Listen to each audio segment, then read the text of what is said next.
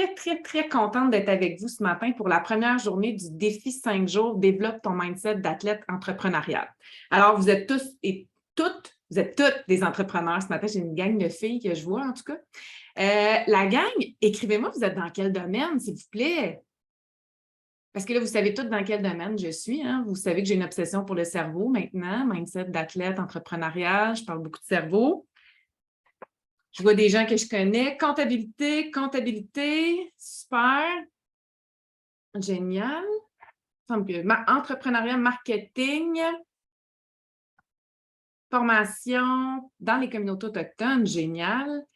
Rédaction persuasive et révision, copywriting, ça c'est magnifique.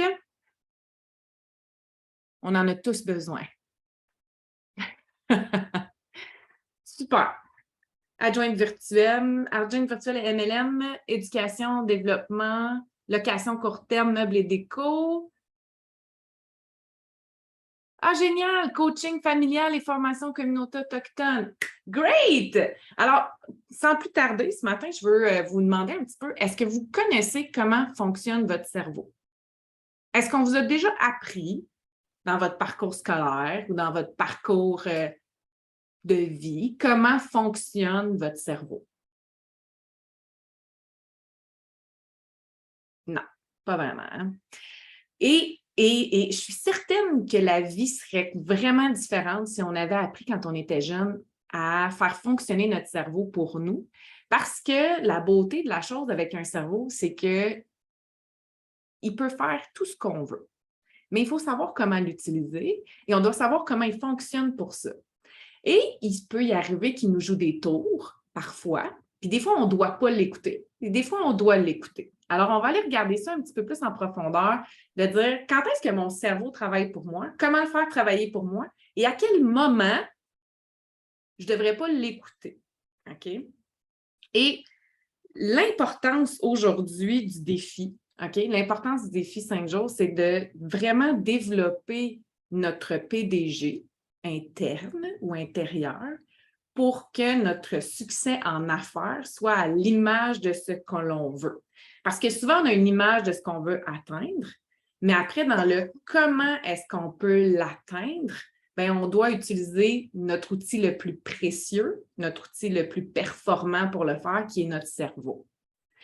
Et dans le défi 5 jours, aujourd'hui, c'est la première journée, mais tout au long du parcours, on va utiliser des outils et des exemples, des vrais exemples de la vraie vie. Okay? Donc, je vais faire des coaching live sur différentes situations pour qu'on puisse amener avec les coachings des outils concrets qui vont vous permettre de travailler votre mindset d'athlète entrepreneurial. Et il y a 4 éléments clés. Et là, je vais vous les partager. Je veux juste être certaine que je n'oublie rien de vous dire. J'ai tellement de choses à vous dire, là. Là, la première chose, c'est bravo. Hein? Bravo d'être là puis d'avoir choisi de vous engager à travailler votre cerveau entrepreneur parce qu'il n'y a personne d'autre qui va le faire à votre place. Et l'importance de travailler son cerveau pour surmonter tous les défis qui peuvent croiser notre chemin, c'est vraiment important parce que c'est ça le secret de la réussite. C'est de ne pas laisser ce qui s'en vient dans notre chemin nous affecter. Puis on doit bâtir sa résilience ou sa réserve mentale. Et ça, j'en glisse un petit mot ici là, rapidement de la réserve mentale. J'en parle un peu plus dans mes programmes de formation et de coaching, mais bâtir sa réserve mentale, c'est excessivement important parce que c'est une des choses qui nous permet de bâtir encore plus notre résilience et d'être capable de faire face aux épreuves. Hein. Puis comme entrepreneur, les épreuves, on va en avoir. Comme humain, on a des épreuves. Peu importe dans quelle sphère on travaille, on a des épreuves. Alors, une petite parenthèse, bâtir sa réserve mentale, ça se fait beaucoup par prendre soin de soi, de son sommeil, de son alimentation, de son hydratation, de son exercice physique. Ça, c'est une des façons. Ça, c'est un ensemble de solutions pour travailler sa réserve mentale et bâtir sa résilience. Donc, si on a 2 personnes qui sont mises dans la même situation, par exemple, qui ont un accident de voiture ou qui ont une... Et ça a été étudié et je cite le docteur Daniel G. Amen, qui est vraiment... J'ai j'ai comme un crush, un geek crush sur ce gars-là. J'adore ce docteur-là. L'Américain, c'est un psychiatre qui a scanné au-dessus de 150 000 cerveaux. Et la réserve mentale, la résilience mentale fait en sorte que deux personnes qui ont le même événement vont réagir complètement différent. Il y a une personne qui va s'en sortir super rapidement, puis l'autre personne qui va en arracher. Mais ça dépend, est-ce que ta réserve mentale est pleine ou non? Est-ce que ton réservoir est plein ou non? Est-ce que tu le maintiens et tu le remplis? Parce que, tu sais, si on a des épreuves, à un moment donné, il faut le rebâtir. Hein? Puis je suis certaine ici, là, dites-moi s'il y en a qui ont déjà expérimenté des difficultés, puis ont réussi à s'en sortir, puis ils ont eu besoin de prendre soin d'eux après pour pouvoir encore mieux repartir. Hein? Je suis curieuse, à qui c'est déjà arrivé de savoir qu'est-ce que vous avez... qu'est-ce qui vous est arrivé, pas qu'est-ce qui vous est arrivé, mais est-ce que c'est arrivé que vous avez dû arrêter un petit peu, rebâtir la réserve mentale puis repartir après? Super. Comme je vous ai dit tantôt, le défi, c'est des mises en situation, c'est des outils concrets pour votre mindset entrepreneurial, mais pas les outils, mais les mises en situation, ça va devoir venir de vous. Alors, je vais vouloir avoir votre input sur vos situations passées, actuelles, que vous pourriez envisager, auxquelles vous voulez avoir une solution, vous voulez avoir la force du cerveau collectif aussi. Et ça, on va en reparler, le cerveau collectif ou l'accéder aux différentes façons de penser. Ça se fait, oui, on les a tous en nous, hein, notre cerveau, on est capable d'accéder aux différentes façons de penser. Il y en a 6. Mais on peut aussi aller les chercher à l'externe dans notre environnement. Avant d'entrer dans le vif du sujet, ton engagement est important. Tu t'engages ce matin à être là pour le défi 5 jours. Si tu n'as pas la chance d'être présente, je t'invite à aller l'écouter par la suite sur mes réseaux sociaux. Tu vas pouvoir réécouter les capsules live que je fais comme en ce moment. Et il y a des concepts de base à comprendre avant d'entrer dans mon univers. Mon univers du cerveau, okay? Mon univers un peu geek, mais tant pertinent. La première chose, c'est qu'une entreprise, une business, c'est comme un cerveau. Il y a des réseaux, il y a des systèmes, il y a des façons de faire, il y a des processus, il y a des connexions. On développe tout un écosystème dans une entreprise qui ressemble franchement à celui d'un cerveau. Alors, on reproduit nos schémas internes à l'externe. Donc, notre business, elle est gérée par quelqu'un qui est à la tête. Même si on est travailleur autonome, ça reste qu'on gère notre entreprise. C'est juste qu'on porte souvent plusieurs chapeaux ou on les délègue, mais pas dans une forme d'emploi avec des employés, mais avec des partenaires, par exemple, où il y a des outils technologiques qui vont venir nous aider. Donc, ton PDG, qui est comme ton cortex préfrontal, lui, il gère pour le futur, il planifie, hein, il organise. Tandis que dans notre cerveau, notre cervelet, lui, s'occupe de toutes les opérations de maintien du quotidien. Même chose pour le gestionnaire dans une entreprise ou comme travailleur autonome, hein, tu fais autant la gestion que la planification, mais aussi les opérations, puis s'assurer que tout roule bien. Okay? Donc, c'est la même. Puis après ça, on a un réseau de connexion pour différentes choses. Jusque-là, ça va. Si vous avez des questions, n'hésitez pas. Et là, une des choses que je vais essayer de voir, c'est si j'ai des questions ailleurs. Et là, si j'ai des questions ailleurs que dans le Zoom, je vais me faire un grand plaisir d'y répondre. Si jamais je ne le vois pas tout de suite, ne vous inquiétez pas, je le ferai par après. Alors, je vais partager mon écran parce que je veux vous montrer quelques petites choses. Jusqu'à présent, ça va. Hein? On est... Le gros statement du matin, c'est que notre cerveau et notre business se ressemblent vraiment beaucoup. Et pour quelles raisons? Bien là, on s'en va là. On va aller regarder ça. Je vous partage mon écran. Vous allez voir ça.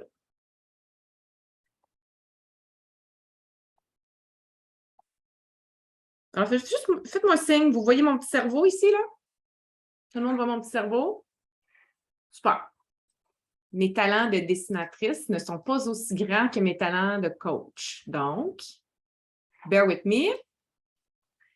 OK. Alors, dans notre cerveau, on a, et ça, là, c'est des petits concepts de base qui sont importants avant que vous allez comprendre même si ça ne fait pas de sens là, ça va en faire plus tard. OK? So, faites-moi confiance. Notre système cortex préfrontal qui est ici, OK? Notre cortex préfrontal nous permet d'exécuter. C'est dans les fonctions exécutives, là, si on veut, tout ce qui est apprentissage, faculté de tout ce qui est logique, tout ce qui est la parole, le langage. Je ne rentre pas dans les détails, mais simplement pour vous dire qu'ici, dans cette partie-là de notre cerveau, on a notre PDG. C'est vraiment là que les fonctions exécutives se passent. C'est lui qui gère tout le reste. OK? Selon de l'information qui lui a été acheminée, selon la prise de décision se fait là, mais notre prise de décision ne se fait pas simplement parce que le cortex préfrontal prend une décision. Il y a une série d'informations qui lui a été transmise et cette série d'informations-là qui a été transmise au cortex préfrontal, bien, elle arrive, c'est une autoroute à 2 voies, bien, de notre système nerveux. OK? Donc, et là, pour ceux et celles qui connaissent très bien le corps humain, vous allez voir, je ne rentre pas dans tous les petits détails, là, j'y vais vraiment en vulgarisation. On expérimente le monde par nos sens. Ceux qui connaissent la PNL connaissent bien ce concept-là. Ça rentre par nos sens. Ce qu'on voit, ce qu'on entend, ce qu'on goûte, ce qu'on sent, ce qu'on touche. Nos sens nous permettent d'expérimenter le monde. Alors, ce matin, vous me voyez moi, vous vous voyez peut-être dans l'écran, vous voyez votre décor. Je vois derrière Cynthia, il y a des revues, par exemple, il y a une porte, je vois que Karine est dans sa voiture. Ce sont toutes des informations que je suis obligée d'assimiler. Je n'ai pas le choix de les avoir. Mes yeux absorbent l'information.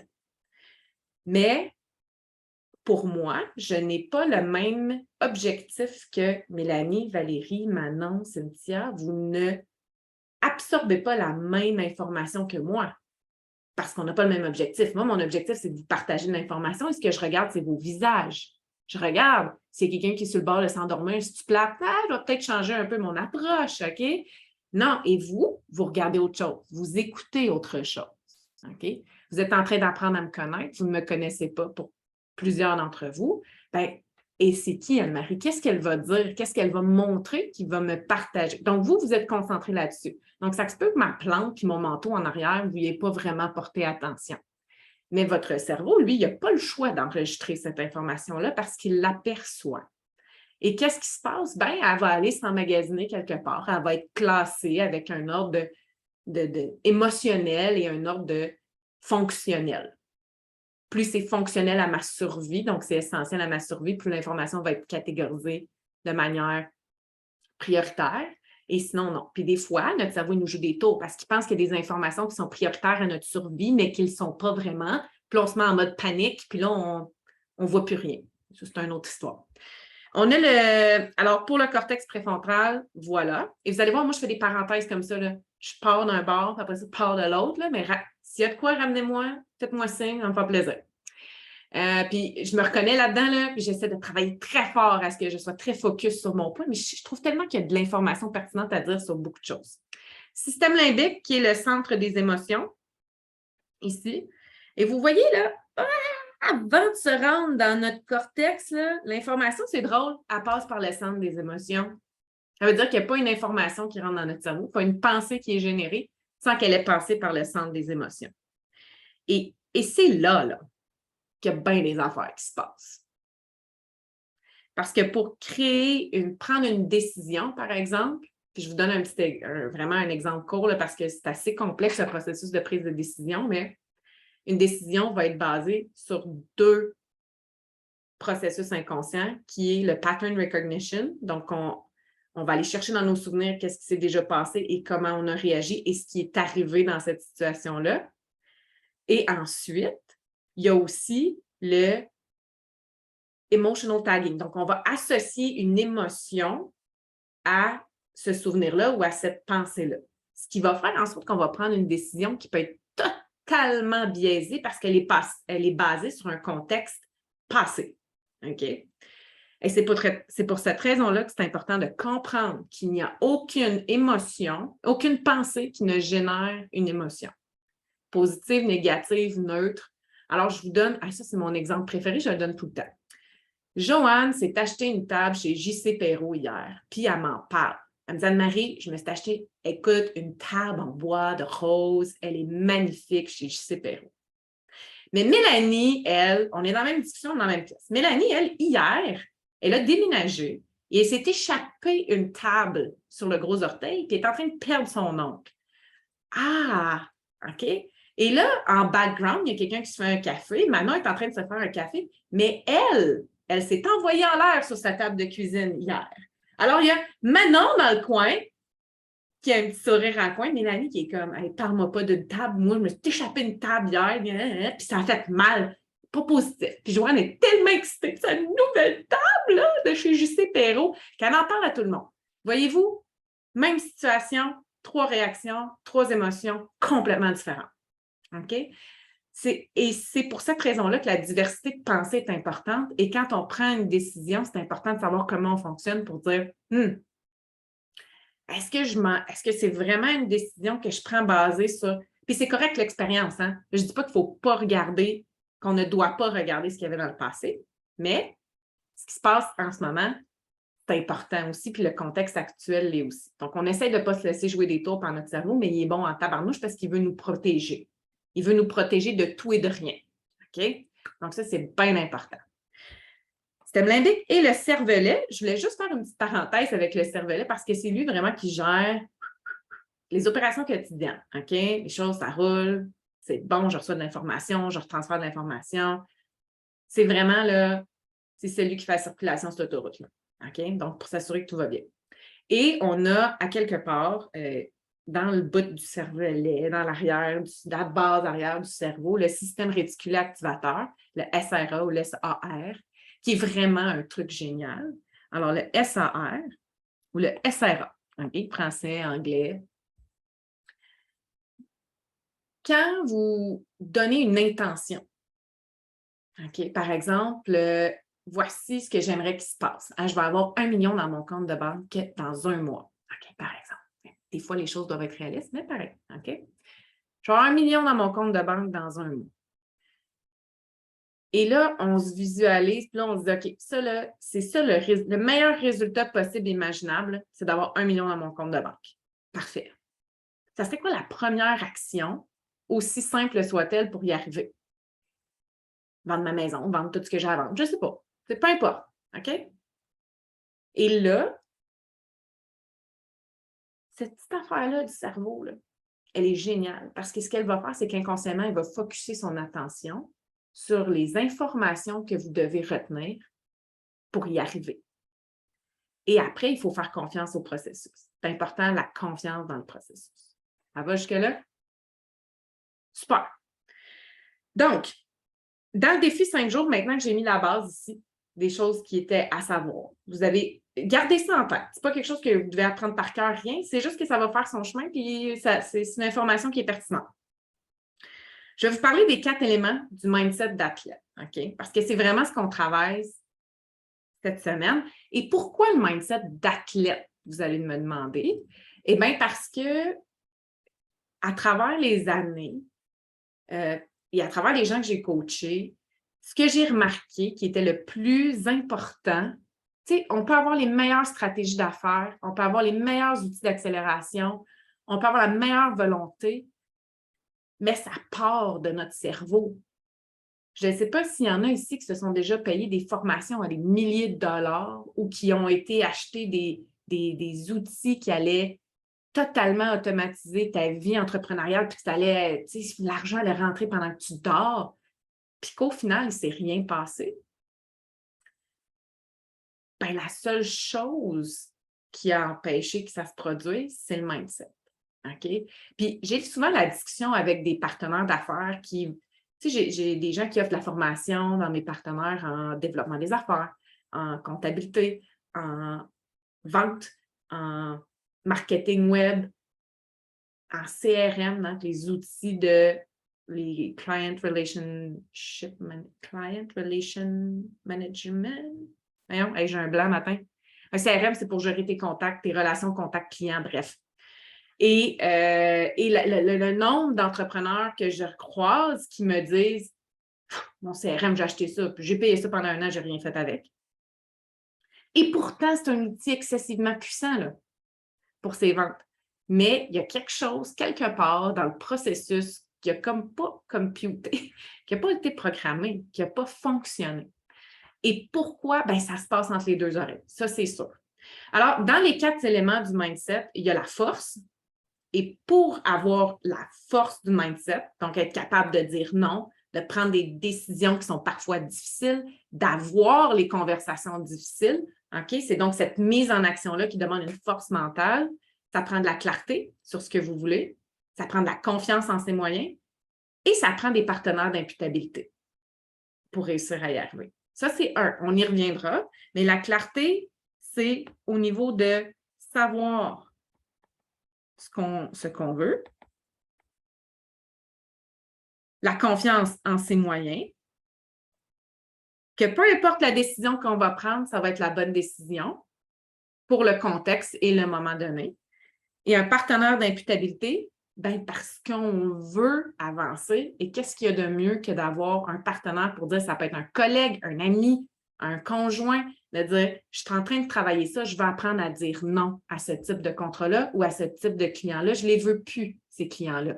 OK, ben, je vais en parler à quelqu'un, puis je vais m'assurer que la prochaine fois qu'un client potentiel arrive à mon bureau, puis je ne veux pas ce client-là, que je suis capable de le rediriger ailleurs. OK? Ensuite, il y a l'endurance. Constance, endurance, discipline. Ouf! Et ça, est-ce que ça vous est déjà arrivé de prendre une résolution, de la maintenir pendant 1 mois et après, bye bye, terminé. OK. Donc, l'endurance est associée aussi à la haute performance. OK? Donc, la haute performance, c'est de maintenir des habitudes dans le temps longtemps. OK? Donc, il y a la création d'habitudes. Et là, je vais défaire tout de suite un des mythes. Ça ne prend pas 21 jours pour créer une habitude. Ça prend entre 90 et 288 jours, si je ne me trompe pas. Donc, créer une habitude qui va rester, c'est qu'on doit aller défaire l'ancienne habitude. Hein? Souvent, c'est là où ça prend le plus de temps. Si on veut défaire une vieille habitude, on doit travailler à faire quoi? À augmenter sa gaine, OK? Sa myéline. On y reviendra. Mais on doit entraîner son cerveau, ses neurones, pour créer des biceps mentaux, comme j'appelle, pour se créer des plus gros bras que ceux qu'on avait avant. OK? On va les travailler différemment pour créer des habitudes durables qui se maintiennent dans le temps. L'endurance, ça prend des objectifs aussi. On doit savoir pour quelles raisons on est en train de faire ce qu'on est en train de faire. Et surtout quand on veut créer des habitudes, par exemple, sur abolir la procrastination. J'ai l'habitude de tout faire dernière minute. Je suis vraiment efficace dernière minute. Ultra efficace dernière minute. Mais my God, que c'est épuisant. Parce que je suis tout le temps à la course. Puis le reste du temps, ben, je ne sais pas ce que je fais. Je fais des affaires, mais finalement, ça ne donne pas de résultat ou je ne sais pas trop ce que je m'en vais. Je fais des sourires, là, j'aime ça.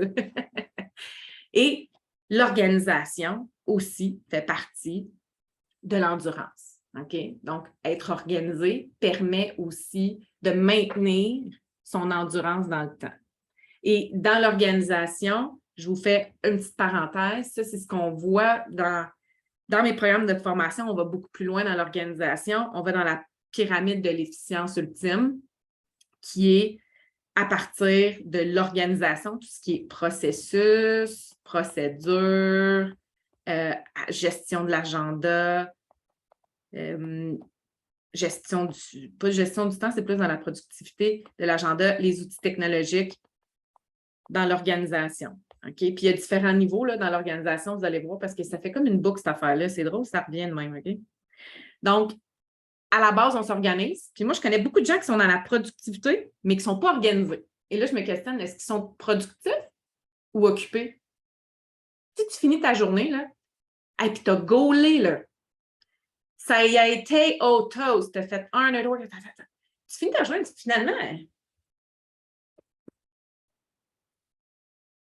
qu'est-ce que j'ai fait? J'ai eu le sentiment d'être super productif.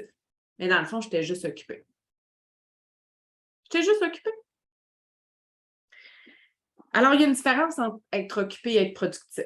Être productif, c'est qu'on fait des actions qui vont nous mener à des résultats. C'est des actions qu'on va faire qui vont être en lien avec nos objectifs que nous nous sommes fixés. Donc, être productif, ce n'est pas juste accomplir des tâches, c'est accomplir les tâches qui sont nécessaires pour atteindre notre objectif. Et là, la parenthèse avec l'endurance ici, elle est vraiment, vraiment importante. OK? Mais ça prend aussi de la force pour s'arrêter et se dire stop, je ne suis pas en train de faire la bonne action en ce moment. Puis je me connais. Quand je fais tout le temps ça quand je suis dernière minute. Ah, je me connais, je fais tout le temps ça quand j'ai peur d'aller faire des ventes. Donc, productivité.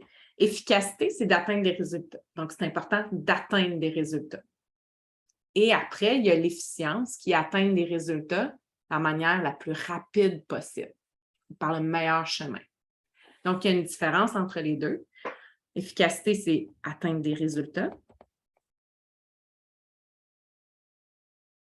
Et l'efficience, c'est par le moyen le plus rapide possible. Là, vous allez dire, ouais, c'est un peu comme de la paresse. Ouais. Dans le fond, c'est de vous simplifier la vie tellement que ça soit simple et efficace. OK? Donc, c'est vraiment les étapes de l'efficience ultime. OK? Et il y a plein de choses qui viennent dans chacune des sphères. Donc, il y a des outils techniques, technologiques, il y a des techniques, il y a des trucs et il y a beaucoup de mindset. OK? Et tantôt, on parlait du mindset, puis je m'en allais vers pourquoi j'ai choisi le mindset d'athlète à travailler. C'est parce que c'est comme un muscle. En fait, le cerveau, c'est un muscle, mais il y a la beauté d'être plastique et non élastique. Donc, vous avez entendu parler de neuroplasticité. L'affaire avec le cerveau, c'est que plus on l'entraîne, plus il prend une forme qui va garder. Ce que notre corps ne fait pas quand on va au gym. Même chose, mais lui, il garde sa forme. Mais il ne fait pas de réserve, contrairement au corps. Notre corps, il fait des réserves, lui. Et il faut le nourrir régulièrement. Puis là, je parle littéralement de le nourrir. Donc, il ne fait pas de réserve de glucose, le cerveau, mais c'est à ça qu'il carbure. Donc, c'est important de bien s'alimenter. Et je vous dirais même, là, un petit truc, avant de prendre des décisions, là, essayez d'éviter à la fin de la journée pour prendre vos décisions parce que vous avez saturé vos capacités cognitives, là, mais mangez un gruau, mangez une pomme, mangez un petit quelque chose avant de prendre une décision parce que ça va être ultra pertinent pour votre cerveau.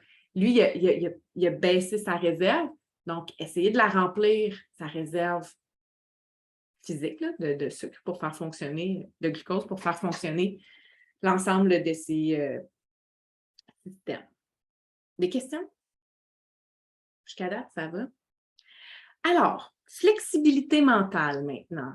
Ça, c'est une autre chose. Un peu comme le mouvement, hein, le muscle, quand on a un super entraînement, on a travaillé la force de notre muscle, on va travailler son endurance, sa flexibilité et son amplitude.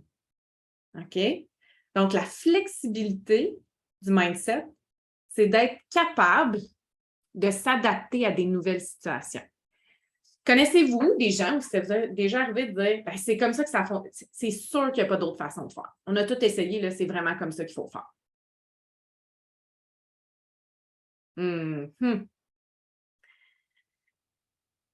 Ça reste limité dans notre enveloppe à nous.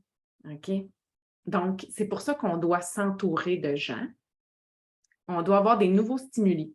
OK? Ça peut être même l'activité physique, de se stimuler avec être dans le défi, être challengé par quelqu'un d'autre ou être challengé par une mise en situation, aller apprendre certaines choses, être en mesure de voir qu'on n'est pas flexible aussi. Et après, c'est l'environnement, notre environnement de travail. Changer d'environnement va stimuler la flexibilité aussi. Donc, c'est une combinaison d'outils ou de stratégies qui vont faire qu'on va développer sa flexibilité pour être capable d'être plus souple et de voir plusieurs façons de faire les choses au final. OK? Donc, travailler pour la flexibilité, l'entourage, changer d'environnement, aller travailler dans un café pour un après-midi, aller travailler ailleurs. Et faites-vous inviter par un ami qui a un bureau. Peu importe. Pour travailler puis pour échanger et être stimulé aussi. Donc, se donner des défis, dire OK, comment je pourrais faire ça différemment? Puis là, vous allez voir, la flexibilité a aussi un mental, a un impact majeur sur l'efficience et l'efficacité. Parce qu'on veut faire les choses différemment pour trouver des solutions pour être encore plus efficient, mais ça va prendre la flexibilité pour ça. Et il y a les différentes façons de penser. Logique, intuition, la connexion corps et esprit, la maîtrise des émotions, et ainsi de suite. Encore là, je ne rentre pas trop dans les détails, j'aurais tellement d'informations à vous donner. Là. Honnêtement, là, j'adore ça. Alors, j'en ai encore pour un petit 10-15 minutes, OK? On va regarder ça ensemble. Là, on est rendu à, je vais juste vérifier s'il y a des gens qui sont arrivés depuis tantôt. Je suis concentrée à dire ce que j'ai à dire, puis je n'ai pas regardé. OK, on est bon, on est tous là. Génial. Alors, ensuite, on va travailler l'amplitude de notre cerveau. Parce que l'amplitude, là, c'est important pour aller loin. Puis, ça ne prend pas plus d'énergie de voir grand que de voir petit. Ça ne prend pas plus d'énergie. Parce que je l'ai entendu, ben oui, mais moi, je ne veux pas ça. Je ne veux pas aller là. C'est correct. Tu n'as pas le droit. Tu as le droit de ne pas vouloir aller plus grand, de voir plus grand. Mais c'est donc juste pour voir. Qu'est-ce que ça donnerait d'imaginer l'impossible? D'imaginer ce que tous les bâtons que tu as dans les roues, tu les enlèves. Tu deviens une baguette magique demain matin. Qu'est-ce que tu fais? Qu'est-ce que tu as le goût? C'est vraiment, la vie est bien trop courte pour pas qu'on ait le goût de rêver à ce qu'on a envie de rêver. Okay? C'est simple, là. Ça prend pas. Puis, sans résistance, là.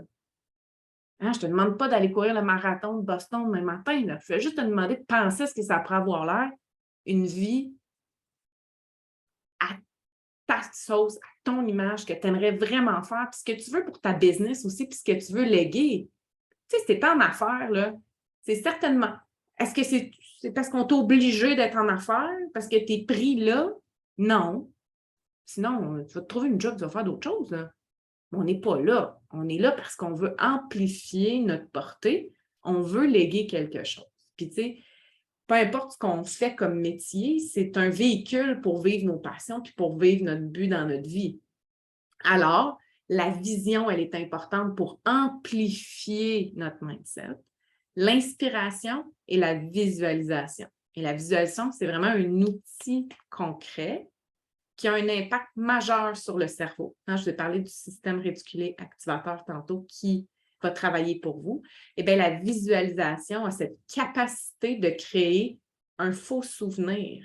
Est-ce que vous vous rappelez que je vous ai dit que la prise de décision était basée sur des expériences passées? Eh bien, la visualisation va venir déjouer notre cerveau, va venir mettre du positif, des bons souvenirs dans ce qu'on n'a pas nécessairement vécu, mais notre cerveau va être trompé parce que c'est une image tellement réelle quand on fait une bonne visualisation parce qu'on utilise nos sens qu'on va venir créer un faux souvenir. Et ça, c'est un outil très puissant et ça se pratique.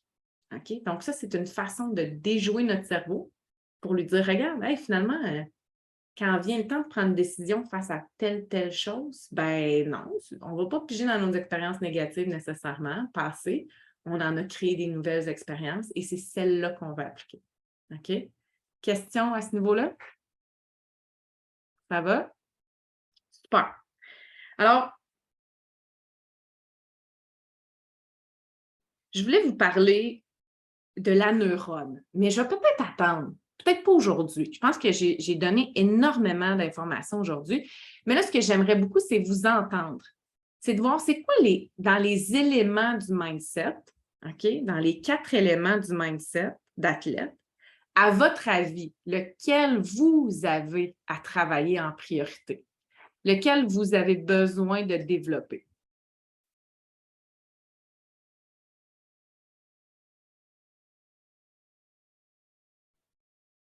Je vous écoute, hein, vous pouvez ouvrir votre micro, vous pouvez me l'écrire, peu importe le moi. Moi, c'est la Moi, je force et dirais, l'endurance. ouais. Manon, excuse-moi, vas-y. Moi, je dirais l'endurance, tu sais, les habitudes, d'avoir des objectifs clairs puis d'être organisé. Je suis très spontanée, je fonctionne bien justement à la dernière minute. Mais c'est ça, puis j'écoutais une autre petite vidéo que tu as faite, là, tu sais, qui parlait des creux, puis tu sais, on est toujours là-dedans, là, c'est qu'à un moment donné, on se retrouve avec plusieurs contrats, on fait plus de démarchage, on se retrouve plus de contrats, on rush pour en avoir. Fait que Ouais. c'est vraiment d'avoir quelque chose, tu sais, on est comme ça, là, j'aimerais ça, tu sais, qu'on soit un petit peu plus comme ça, tu sais, que ça soit plus Oui, puis ça, constant. c'est un grand défi. Puis oui, ça prend. C'est soit qu'on accepte que c'est notre cycle, c'est ça qu'on dit, c'est comme ça qu'on fonctionne, on est en cycle de développement, mais ça dépend du type de business. Souvent, le maintien dans le temps, d'être plutôt sur une même ligne, est beaucoup plus intéressant au niveau monétaire, au niveau clientèle, au niveau aussi, tu sais, les contre-rentes, ça roule un à la suite de l'autre. C'est beaucoup plus stimulant aussi parce que vous êtes dans votre zone de génie. Donc, pour ça, la première chose, c'est de mettre une stratégie en place. OK? Donc, ça veut dire, dans vos objectifs, définir vos objectifs, de dire, OK, voici ce qu'on veut atteindre cette année. On veut une constance dans nos ventes qui se traduit par quoi? Donc, ça va être de l'exprimer clairement par le nombre de contrats ou par le montant, ça peut être aussi par le chiffre d'affaires, mais ça représente quoi? Donc là, ça, c'est une chose. Après, la stratégie, c'est de dire, si on veut l'avoir qui se maintient dans le temps, qu'est-ce qu'on fait actuellement qu'on veut garder? Puis ça, je vais vous le mettre ici, là. OK. Moi, je l'appelle ça le plan. Alors, qu'est-ce qu'on garde? Qu'est-ce qu'on fait bien puis qu'on garde maintenant pour le futur? OK? Parce que là, on se met l'objectif, mais qu'est-ce qu'on fait bien? OK? Fait que ça, c'est plus. 2, qu'est-ce qu'on va commencer à faire de différent?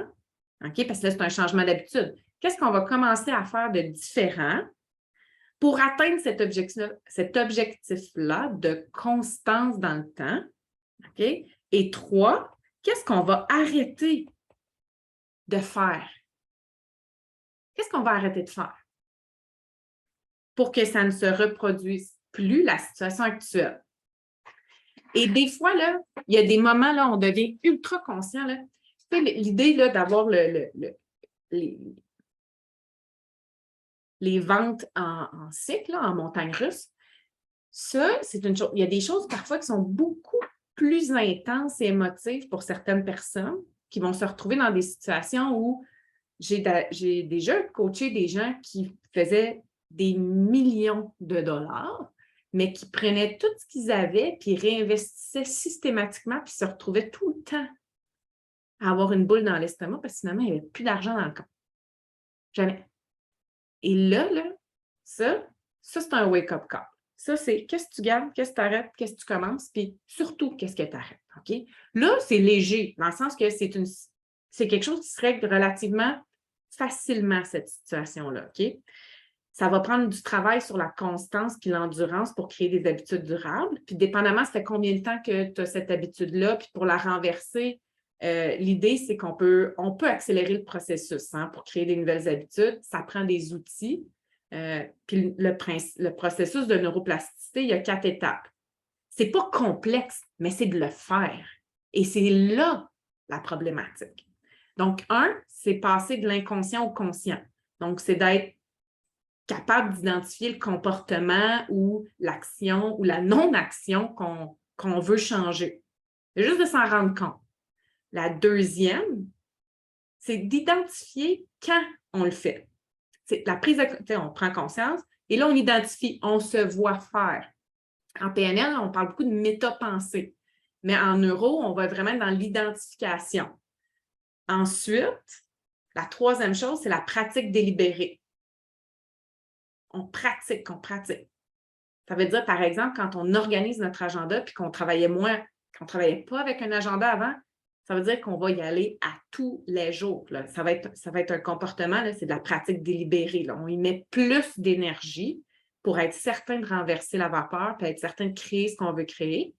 Et La dernière, c'est le partenaire d'imputabilité. Que ce soit un collègue, un coach, un ami, un autre entrepreneur, le partenaire d'imputabilité va amener de manière exponentielle les résultats. OK? Il y a vraiment un facteur exponentiel avec le partenaire d'imputabilité parce que tu le sais que la semaine prochaine, tu vas y parler à ta chum puis tu vas lui dire hey, je l'ai faite ou je ne l'ai pas faite. Donc, ça serait ça mon. Puis après ça, les objectifs, les décliner, tout ça, c'est un travail qui se fait en coaching habituellement, mais grosso modo, à partir de ça, tu peux partir, tu peux déjà en partant avoir une bonne ligne de directrice pour dire OK, on va modifier certaines choses pour que ça ne se reproduise plus. Est-ce qu'il y en a d'autres? Cynthia, une ou deux, il y en a deux. Cynthia, service d'affaires. Moi, c'était la force. La force. À cause de la confiance, à cause du pilier de la confiance.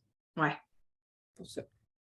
Et ça, je ne veux pas rentrer dans le syndrome de l'imposteur, mais ça fait partie aussi des choses des fois, on n'a pas dans notre tu sais, c'est un angle mort. On a l'impression, on est qui pour faire ça, tandis qu'on a toutes les compétences pour le faire, mais c'est de se mettre dans l'action et d'avoir la force de dire non, la force de prendre des décisions en se basant sur... Et puis, c'est quoi qui va arriver si tu te trompes? Qu'est-ce qui arrive si tu fais une erreur? T'apprends. T'apprends. C'est tout. Parce que tu as pris la meilleure décision que tu peux prendre au moment où tu l'as pris avec les moyens que tu avais. Mais tu as appris quelque chose, par exemple. Et là, c'est par exemple, ce qui est important, c'est de faire la rétroaction sur ce que tu as appris. Parce que si c'est juste j'ai fait une erreur puis je ne la regarde pas, puis c'est pas de ma faute, c'est là que c'est problématique aussi. Là. Cynthia, pas de nom de famille? Roldan, je le mettrai la prochaine fois. Moi, c'est vraiment aussi au début, là, la clarté, là, savoir ce qu'on veut. Là. Moi, je suis bonne pour avoir plein d'idées, mais trop d'idées. En tout cas, c'est ce que j'ai l'impression. Puis c'est de savoir vraiment ce que je veux, vers quoi je veux me diriger. Puis le syndrome de l'imposteur dont tu parlais, là. Puis l'organisation. C'est vraiment difficile pour moi. Là, par où tu commences, par quoi tu commences, puis est-ce que je fais la bonne affaire à tous les jours? Ça, c'est vraiment mon gros défi. Mais tu peux te poser la question. Oui, bien, tu peux te poser la question. Ce que je fais en ce moment, est-ce que ça m'approche, ça m'éloigne de mon objectif? Puis là, si tu n'as pas d'objectif, c'est pas clair. Je pense que, tu sais, quand on a plein d'idées, on est super créatif. Moi, j'adore ça. Là. Je veux dire, je partage ça avec toi. J'ai plein d'idées, mais je me ramène sur terre et je me dis, OK, qu'est-ce qui va me ramener à mon objectif que je suis en train de bâtir le plus rapidement possible? Et dans ça, quand tu as plein d'idées en même temps, essaie de voir s'il y a un dénominateur commun. Est-ce qu'il y a quelque chose qui les rassemble, ces idées-là? Généralement, oui. Là. S'il y a quelque chose qui les rassemble, c'est peut-être qu'il y a un besoin qui n'est pas comblé quelque part. OK? C'est de dire, et est-ce que c'est ton besoin créatif qui n'est pas comblé parce que tu aimes savoir des idées et tu es une machine à idées? Ou c'est parce qu'il y a un autre besoin qui n'est pas comblé, puis ce serait dans une de ces idées-là où ça jaillit tout le temps les idées que tu dis OK, bien, je pense que celle-là, ça serait la prioritaire. Mais il n'y a absolument rien qui t'empêche de dire j'ai plein d'idées, je veux faire plein de choses, je vais les prendre en note puis je vais les mettre dans un calendrier. Puis habituellement, là, ce qui arrive, là, il y en a 3 par année qui se réalisent. Puis 3, là, c'est pas un chiffre que je lance comme ça un matin. Non, 3, c'est généralement quand tu as des projets d'entreprise que tu ajoutes dans ta business, quand tu as des projets entreprise, pas juste servir tes clients, tu as des projets pour toi et ton entreprise. Si tu en mets 3 dans l'année, en continuant tes opérations, et si tu es la seule personne qui opère tout ça aussi, ça risque d'être le cas. OK? Parce qu'il faut trop. Tu dois faire de la place dans l'horaire pour que ça arrive et d'avoir les retombées aussi. Puis ça vient avec l'organisation. Puis l'organisation, là, même si ça semble parfois une montagne, il y a plein de trucs, il y a plein de façons de s'organiser simplement. Puis je vous partage, moi j'ai un TDAH, là, j'ai été une fille complètement désorganisée dans ma vie passée. Là. mais complètement désorganisée.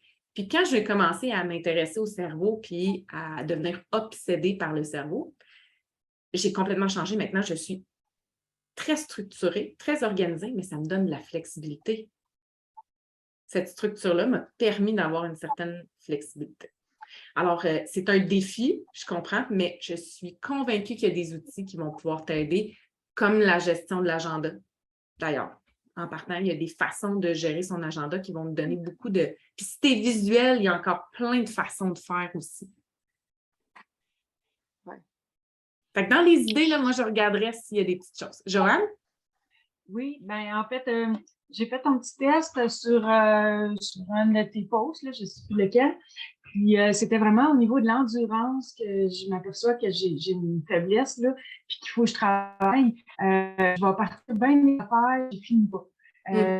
J'ai une bonne idée, je suis emballée, tu sais, mon entreprise, j'ai le goût que ça marche, mais en bout de compte, à un moment donné, il y a des affaires qui dérapent, mais je sais que c'est beaucoup mon mindset, là, mais c'est vraiment ça pour moi. Puis, tu sais, je suis une personne quand même assez flexible, je suis relativement organisée, pas tout le temps, mais en fait, les bases sont là.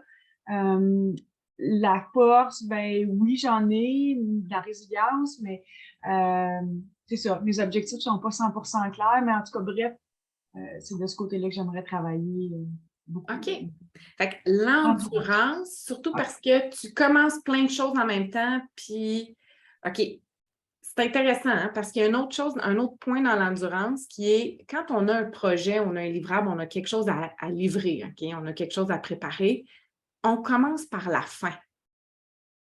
OK, souvent, on a un projet, puis on commence. On commence par la fin. On met la date de fin dans notre agenda, puis on dit, OK, je vais regarder mon agenda jusqu'à ce jour. Comment je vais préparer, comment je vais faire pour faire rentrer mon projet entre jour 1 et jour livraison? Là, je vais mettre des blocs de travail parce qu'avec l'expérience, on sait à peu près combien de temps ça prend à livrer notre produit. Hein? Si tu as un texte à écrire de 9000 mots, tu vas dire, ben, ça va me prendre à peu près tant de temps. Et là, on va les placer dans l'horaire. Bloc de rédaction pour X. Et là, ce qui arrive, c'est quand on ne respecte pas ces blocs. Qu'est-ce qu'on va faire? Fait que dans le plan ici, parce que ça, c'est de la procrastination, puis il faut identifier pourquoi on le tasse. OK. Est-ce qu'il nous génère une émotion négative? Ah, ce contenu-là, ça ne me tente pas de le faire. Ah, ça, ce contrat-là, il est moins le fun que l'autre. Ah, l'autre, il est bien plus intéressant. Parce que j'ai le temps, j'ai le temps, c'est pas tout de suite. Il reste qu'à un moment donné, il y a une planification. Ça n'a pas besoin d'être respecté à 100%. Si on est à 80% de maintien, là, si on réussit à maintenir notre plan à 80% du temps, ça va bien. Hein? Parce qu'il n'y a aucun plan qui est infaillible. Mais le plan, qu'est-ce qu'on garde? Qu'est-ce qu'on commence? Qu'est-ce qu'on arrête dans la stratégie? Mais quand on parle de planification, si je ne fais pas ce que j'ai à faire dans ma plage horaire, je dois y trouver une autre place. Et là, je vais utiliser la règle du 5-4-3-2-1. Puis vous allez voir, ça, c'est une règle sincèrement puissante. Ils ont écrit des livres là-dessus, sur une règle de 5 secondes. Je vous dis pas compliqué, là. On est en train de déjouer notre cortex préfrontal, hein, celui que je vous parlais tantôt. 5, 4, 3, 2, 1, je commence. OK? La plage horaire est là. Ah, que ça ne me tente pas, j'ai d'autres choses à faire. Ça, c'est bien plus le fun. Je vais aller faire mes propres publications. Blablabla. 5, 4, 3, 2, 1, je commence. J'ouvre mon... Et l'on compte. 5, 4, 3, 2, 1, c'est la même chose quand tu veux... Tu es sur le bord de la piscine, puis la piscine est frette, puis tu ne veux pas sauter dedans. 5, 4, 3, 2, 1. Je suis même rendue à... Quand je vais dans le lac au chalet, je suis sur le bord du quai, j'attends avant de commencer mon décompte parce que je le sais qu'à 1, je suis obligée de sauter. Je n'ai pas le choix. Fait que là, je suis rendue, je me suis encore plus déjouée. Là, je suis là sur le quai. Ah, c'est beau. Ah, c'est beau la nature. Puis là, j'attends. Je ne fais pas mon décompte. Mais je sais que mon objectif, c'est de me pitcher dans le lac le matin, first thing in the morning. Là, j'attends, puis le matin, je fais 5, 4, 3, 2, 1, puis à 1, je suis sautée. Systématiquement. Snooze le matin. Moi, je ne fais pas ça, là, mais quand on snooze le matin, c'est pas bon snoozer, OK? Peut-être que vous avez mis votre réveil en plein milieu de votre cycle de sommeil, là. Ça, c'est une autre chose qu'on pourra jaser, là, mais le matin, on dort, ça snooze, on vient pour snoozer, 5, 4, 3, 2, 1, je me lève. OK? 5, 4, 3, 2, 1 pour commencer ou s'arrêter. J'ai la main dans le sac de biscuits, j'en ai déjà mangé 6. 5, 4, 3, 2, 1, on va l'enlever. OK? Donc, cette règle-là, super pertinente aussi pour l'endurance. Mélanie, est-ce que tu voulais partager quelque chose? Ben, je dirais que moi aussi, c'est par rapport à l'endurance. Je souriais là, parce que j'ai écrit à ma partner en privé, je en flexibilité, je pense qu'on l'a pas mal d'acquis. Là. Notre clientèle nous a amené à l'être énormément. Mais c'est la même chose. De fixer les objectifs, ça va, mais c'est vraiment d'y rester, maintenir. Il y a souvent quelque chose d'autre qui pop. Puis là, ben, je pars dans cette direction-là, un peu ce que Joanne disait. Là. Donc, d'être capable de s'arrêter sans non plus freiner. Je vais dire le côté, tu sais, un peu liberté ou créatif, tu sais, parce que je ne veux pas non plus devenir dans la rigidité parce qu'on s'est dit qu'on faisait ça, on faisait ça, on faisait ça, mais être capable de garder le focus, faire, OK, bien, ce que je vais faire, c'est ça, ça me rapproche ou ça m'éloigne de l'objectif. Non, mon objectif. Parfois, ça peut sembler rigide quand on est créatif puis qu'on aime la liberté, puis on est entrepreneur pour avoir une certaine liberté aussi. Mais ce n'est pas de la rigidité, c'est juste un focus. On concentre notre faisceau de lumière sur une chose à la fois. Ça, c'est l'autre aspect. Aussi dans l'endurance, c'est que si on a trop de choses en même temps, ça ne rentre pas. Ça ne rentre juste pas. C'est dans la planification que ça va être... Puis quand je dis un faisceau lumineux, focus sur une chose, ça ne veut pas dire qu'on ne voit pas le reste. C'est juste de se rappeler parfois qu'on n'a pas le choix de dire, c'est là qu'on s'en va. Là, on est dans le crunch.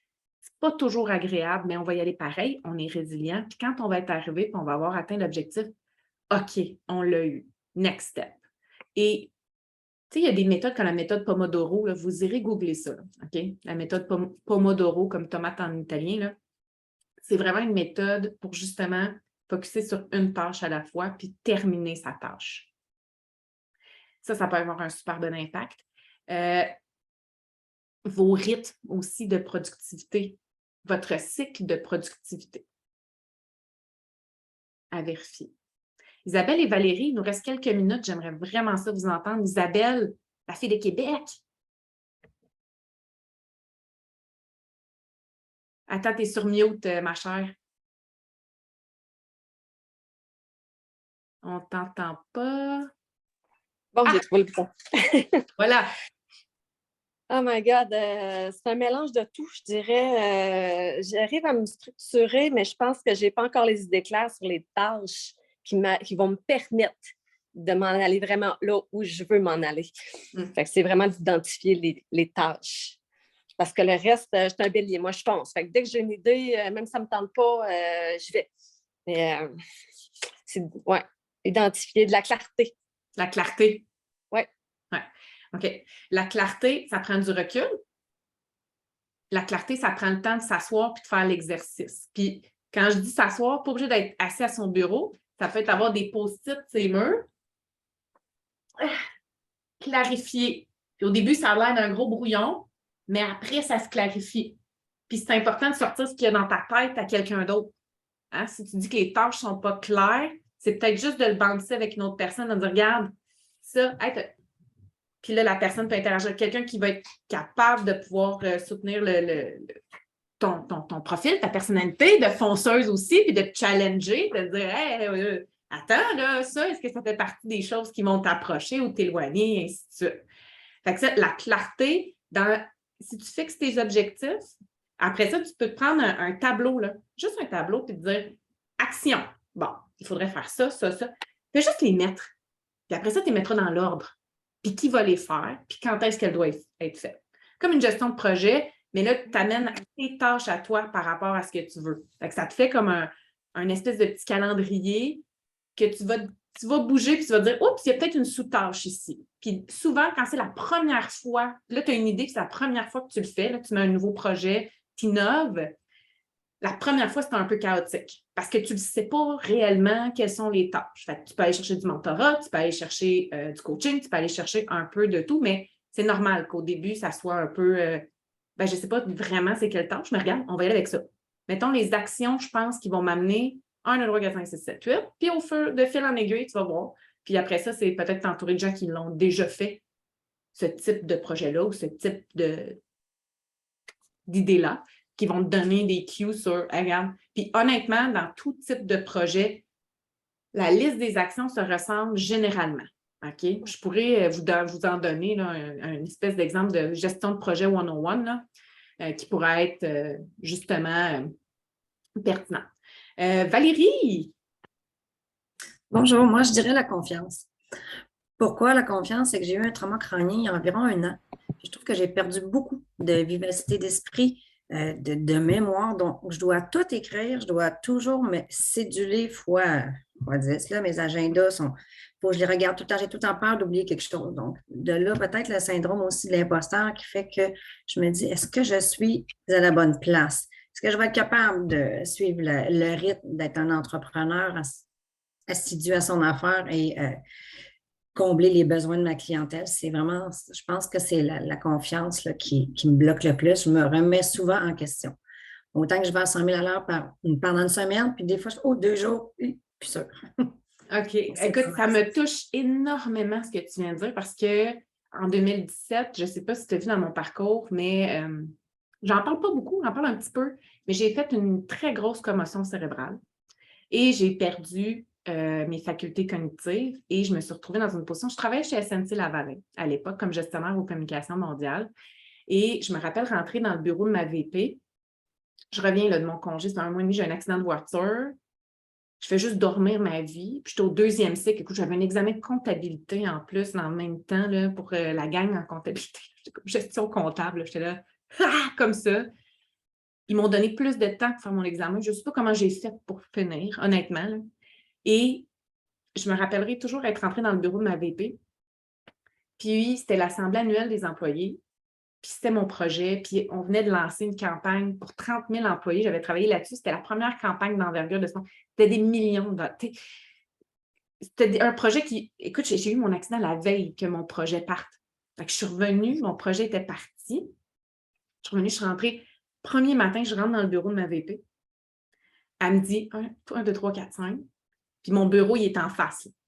Je rentre dans mon bureau. J'ai oublié tout ce qu'elle m'a dit. 100%. Je suis retournée dans son bureau avec un papier, j'ai pris des notes. Je suis retournée dans le bureau, j'ai fermé la porte, puis j'ai braillé. J'ai fait « aïe aïe ». Et c'est là que je me suis intéressée à la neuroscience. Et il y a des histoires, Valérie, il faudrait que je t'envoie, il faudrait que je retrouve... quand j'ai fait mon cours en Neuroscience for Business au MIT, la prof, elle avait en entrevue un homme qui avait été frappé par le rétroviseur d'un camion pendant qu'il faisait du vélo dans le Grand Canyon. Puis il a complètement, il marchait plus, il n'y avait plus rien qui fonctionnait. Et aujourd'hui, il est retourné à l'université. Il fait du bateau dragon de compétition. Il y a une élocution. Lui, il avait perdu l'usage de la parole. Écoute, il a fait il est parti de l'eau. Alors, le syndrome de l'imposteur, là, sache que c'est... Écoute, je comprends tellement ce que tu vis, mais sache que ça remonte, ça revient. Puis il y a plein de petites choses à travailler. Mais la confiance en tes moyens, c'est normal, mais peut-être que le rythme, là, il va monter graduellement.